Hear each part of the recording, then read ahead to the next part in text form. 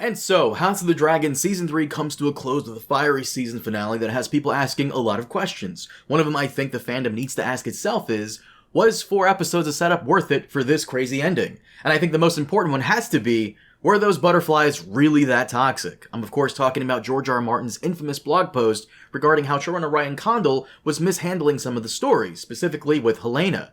Was George justified in his crash out, or should he have waited to read Ryan's second draft of the script? We're going to be talking about all that and more on today's video, so hit that like button, subscribe, blah blah blah blah, generic intro here. Let's just get into it because there is a lot to cover.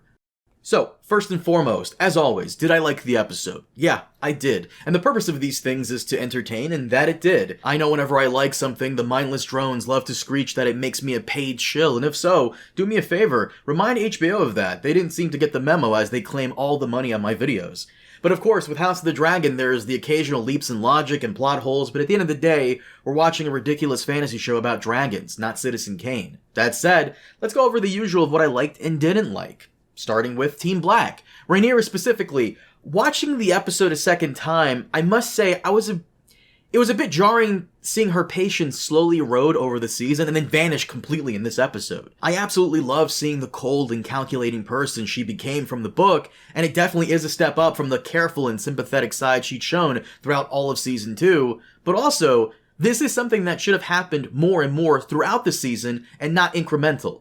Episodes 1 and 2 were technically 9 and 10 of Season 2, and then Episode 3 was the real start of Season 3. But for the next 4 episodes of setup, her patience did slowly fade, and then here it just turns off completely. On a scale from 1 to 10, 1 being kind Rhaenyra, and 10 being cruel, over the last 4 episodes she went from a 1 to a 4 or 5, and then here it skips to a 10 immediately. Imagine if Anakin became Darth Vader in the middle of Episode 2, instead of 3/4 of the way through Episode 3. But this side of Rhaenyra, where she's tired of the bullshit and pushes through everyone, even if you disagree with her methods, in this one episode, she was more entertaining than she had been in the last 4. Fuck it, I would argue she's been more entertaining in this one than about 90% of her scenes in Season 2. And I'm gonna attach Alyn to this because he didn't have that much to do this season, but when he did, he kinda caught the no-nonsense bug Rhaenyra had this episode. Going from reluctant advisor to loyal stooge was not on my bingo card for him. Especially when Rhaenyra is ordering the Tumbleton attack without a concrete plan to rescue Corlys, and also confining Baela to her room. Of course he doesn't know all this, somehow Adam does, but Alyn and Rhaenyra were basically Anakin and Palpatine. Even the actor was memeing on it, which makes me love him even more. Though having him kill the Pope and then nothing coming of that was silly, I can forgive it for the memes. As for Daemon, his best scenes were of him standing in front of his armor as if he's undergoing some kind of ritualistic chant, like Arnold in the first Conan movie. Crush your enemies, see them driven before you, and hear the lamentation of their women. Then again when he's mocking Gwayne and drawing up battle plans. Even his boss battle with Roxton was fun. Matt Smith, I love and forgive you for Morbius. Keep doing what you're doing, brother, no notes. And while we're on Daemon, the Rivermen Northern Forces were cool too, but it's a shame they barely got anything to do this season until this episode. Black Aly, the woman with the bow who killed Cole, I feel bad for the most. I saw people asking who she was, and that's a shame, they never really introduced her. I get that she's there as kind of like fan service for book readers, but a big failure of this season was not giving enough material to side characters who were fun and stood out. Game of Thrones understood this, but House of the Dragon has not. Then you have Roddy the Ruin, or as most of us know him, as Chibs from Sons of Anarchy. He was awesome this episode. Every time he was on screen, I was enjoying it. I kinda hate the ass stabbing and the one-liners for t-shirt purposes, but when he and his Winter Wolves were disappointed that they didn't die when they stormed into the city, that was hilarious. I loved him so much. It's a shame to see him go, but he really left a mark on the show. And last we have Mysaria, who was fired this episode, and given a pretty awesome retirement plan. Her being shocked by this is funny to me because her whole job is to be the spy master, to which she was terrible at. If she were any more incompetent, she'd probably get hired by the Trump administration. There were saboteurs in the city and she never once tried using her resources to root them out? Really? She was talking shit on Daemon and he did her entire job in one day. If anything, she was a glorified concubine for Rhaenyra, and that's pretty much it. Manderly had less lines, but was more memorable this season than she was. But as entertaining as Team Black was, we gotta talk Team Green, who was way more entertaining this whole season. Starting with Alys and Aemond, somehow they fixed our issues with the Season 2 Harrenhal ayahuasca trips and kept them mostly off screen, which is great, but maybe Aemond's character change came too quickly. This is something I'll say for the full season review, but he definitely needed a bit more time to cook with this new passive persona of his. Also, I can't help but laugh at how, the moment Alys tells him that she's over 100 years old and a mom, he kisses her immediately. I, for one, can't wait for the Aemond spin-off show next year, Cougar King.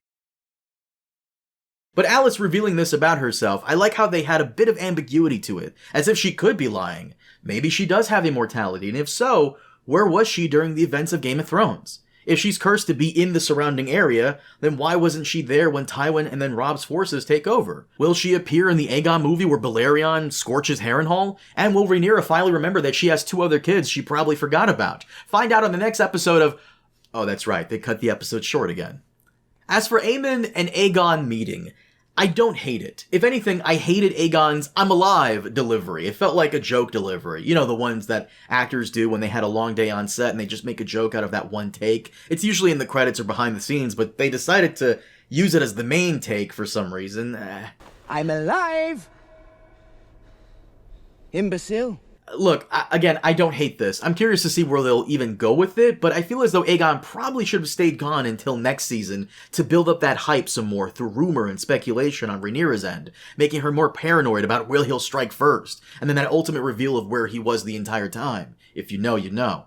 Over in Tumbleton, the Greens had the most fun. Ormund is hilarious. I loved him throughout the whole season, and this episode specifically. Him vomiting when they eventually find Ulf was hilarious. At first, the smell thing was kind of weird, but now it's my favorite random thing about a character, and they used it so effectively with him. I thought Bullcut was some random second-in-command, but it turns out he had some legitimate beef with Daemon? I kinda like that he calls Daemon a babe killer and a heathen. This idea that the people of Westeros always hated the Targaryens over some religious thing, it's not new as per Fire and Blood, but I still really like it that they're doing it in the show. You first start to see it in Night of the Seven, but here it seems like the resentment was always there. I like it. It sort of connects through the shows, and I think they should do more of that. But Gwayne trying to take matters into his own hands by releasing Corlys, treating with Daemon, and trying to survive the chaos was great. Especially him treating Daeron like a son. If anything, I think Daeron was the weakest this episode, and maybe the whole season. All he really did was complain, and that was about it. Hopefully in Season 4 they'll give him more to do. The one thing about Tumbleton I really didn't like was how characters are able to sneak in and out of the city. It just felt a little weird, like, as if anyone can sneak in and out. Then why didn't they all just slowly sneak into the city to take it over? Are they stupid? I guess so. Now let's talk about Helaena. This one is going to be tricky because it ties into the Toxic Butterflies blog post George wrote back in 2024.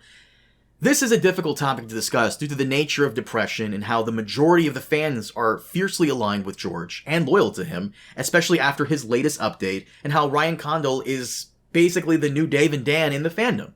Let's be very clear here. I am no way saying you shouldn't be sympathetic to George. Nor am I saying you shouldn't be supportive of his criticisms to the show. But his lack of enjoyment to something does not color or impact mine. I love George. I love this world that he created. He's done a lot for the genre, and history will show that.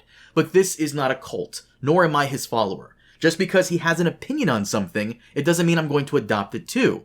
That said, in his blog post, he mentioned specifically that Helaena kills herself for no reason, and I must disagree with that. Maybe he read the first draft and gave notes and they disregarded his notes, which is something that may have actually happened, according to another author who commented on this.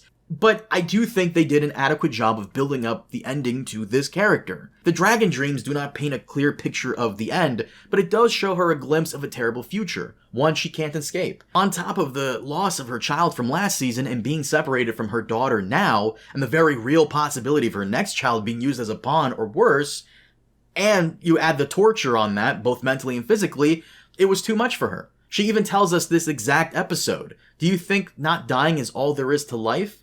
Yeah, maybe people disagreeing here don't really understand what it's like to go through this type of thing, but I do. I've also spoken to others who have gone through depression as well, and I'll quote a friend of mine who is no longer with us, that sometimes you're just tired of being tired. I'm sure there's going to be that one person in the comments, there usually is, who's going to say, I had depression and I pulled through. That's great, But often we look at people on TV or even in real life and we judge them by how we handle things had we been in their situation, and not by who they are and what they are experiencing or going through. I say this every review, I am not the majority of the audience, and therefore what I like and don't like is not the majority opinion. I get that, but it seems other people don't. I can only tell you what I liked and didn't like, and what I did like this season was Fia Saban's performance as Helaena, and for once, I think I'm in the majority opinion on that. Very different from the books, sure, but I do like that they did something different here, and I think it worked. If anything, Helaena never having a scene with Daemon was criminal, but for the most part, there was a reason for that end, and George was wrong on that. And let me be very clear, I'm not defending Helena's decision in doing what she did. The character's end was adequately set up. It's possible Ryan Condal changed things after the blog post, and yes, there were other things he spoke about in the blog post, and we'll need to cover that in a separate video on how it relates to Season 3 and beyond, but for that one part of the post, he was wrong. But guys, that is it for today. Thank you so much for watching. House of the Dragon Season 3 has ended, but of course, we continue on. Be sure to hit that like button and subscribe for more Game of Thrones, House of the Dragon, and Ice and Fire related videos, as I plan to have a more regular upload schedule. And of course, let me know your thoughts on the episode down below. I'll have a full season review out shortly, and we'll be bringing on George R.R. Martin's co-writer and friend, Elio Garcia, back for a discussion on the Mad King play. Look forward to it. But as always, thank you so much for watching, and I'll see you all next time. Have a good one.